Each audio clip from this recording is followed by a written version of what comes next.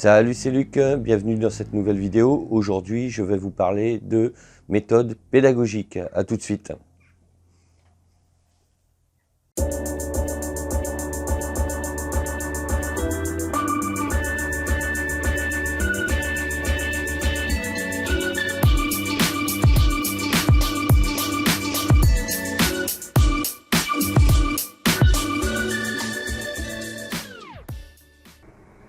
Qu'est-ce qu'une méthode pédagogique? Tout simplement, c'est préparer une séance pédagogique pour atteindre un objectif lors d'une formation et permettre aux apprenants d'acquérir les connaissances qui peuvent par la suite être évaluées. Alors pour ce faire, il y a plusieurs méthodes. Vous pouvez avoir les méthodes affirmatives et interrogatives. On va commencer par les méthodes affirmatives. Elles se déclinent en deux approches. Vous avez la première approche qui va être une méthode, expositive, c'est-à-dire que là vous allez présenter un sujet avec des informations qui sont des faits incontestables. Donc là les stagiaires prennent des notes, comme par exemple un cours qui présente un pays.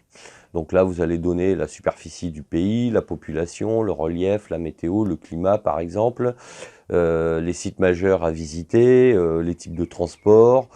Voilà, ça va être un peu une revue et d'un certain nombre d'informations que vous allez livrer sur un sujet donné, et qui sont des faits reconnus, stables et fiables, et que personne ne peut contester. Donc voilà pour la méthode expositive.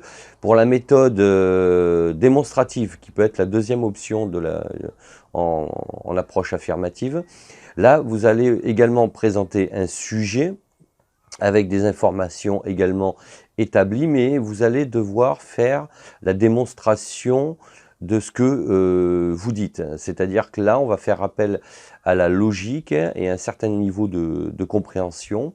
Et ça va demander de la part du formateur donc une plus grande maîtrise, comme par exemple si vous devez expliquer comment un avion vole. Voilà, quel est le principe de ce que l'on appelle la portance d'un avion vis-à-vis de l'aérodynamisme, donc et qui permet à l'avion de voler en l'air tout simplement. À partir de là, vous allez transmettre des informations qui vont être un peu plus techniques, et va falloir être un peu plus, j'allais dire, rigoureux et beaucoup plus précis pour faire votre démonstration. Donc voilà, là on a ces deux approches, donc expositive et démonstrative, qui sont toutes les deux des formations affirmatives. Alors, dans ce cas-là, le formateur, lui, c'est lui qui donne le rythme. C'est lui qui est le sachant, qui transmet l'information. Il n'y a pas d'interaction avec les stagiaires. Les stagiaires écoutent, prennent des notes, mais ne posent pas de questions et ne peuvent pas intervenir pendant le déroulement du cours. Donc les stagiaires ont un rôle passif. Alors l'avantage de ces formations, c'est que vous pouvez en un temps réduit transmettre beaucoup d'informations, puisque vous n'êtes pas coupé lors de votre discours.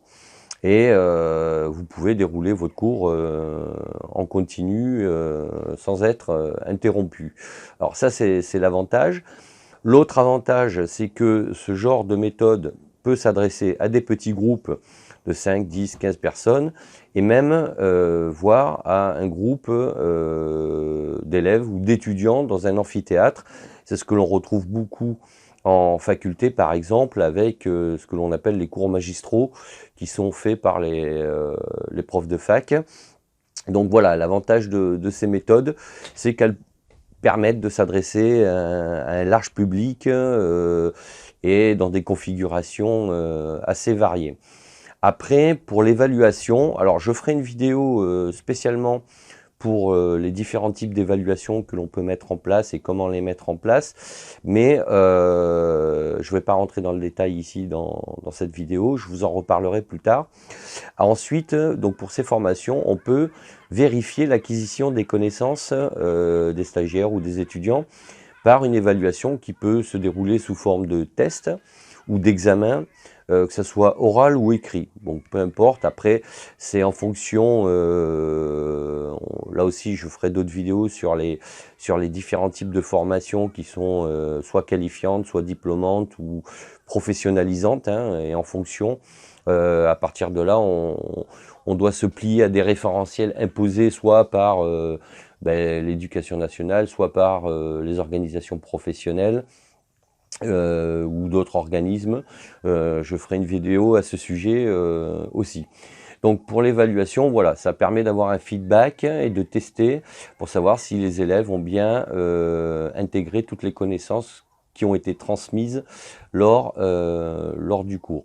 En sachant que, je précise que les méthodes affirmatives, donc expositives ou démonstratives, peuvent être utilisées non pas seulement pour des cours de formation, mais également pour des prestations de prise de parole lors de réunions, lors de colloques ou comme conférencier par exemple, puisqu'on s'adresse soit à des petits groupes, soit à un grand public. Et on peut avoir là aussi les deux cas. Donc vous voyez bien que ces méthodes-là sont utilisées au-delà d'un contexte de formation pure. Donc maintenant, je vais vous parler de la méthode interrogative. À tout de suite.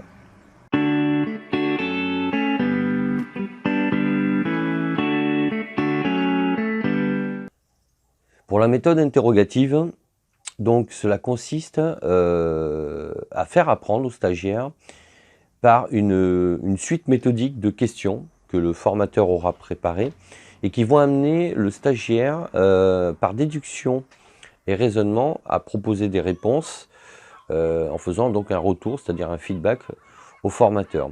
Donc le formateur, lui, il conçoit et pose une suite logique de questions qui doivent amener le stagiaire à formaliser des réponses.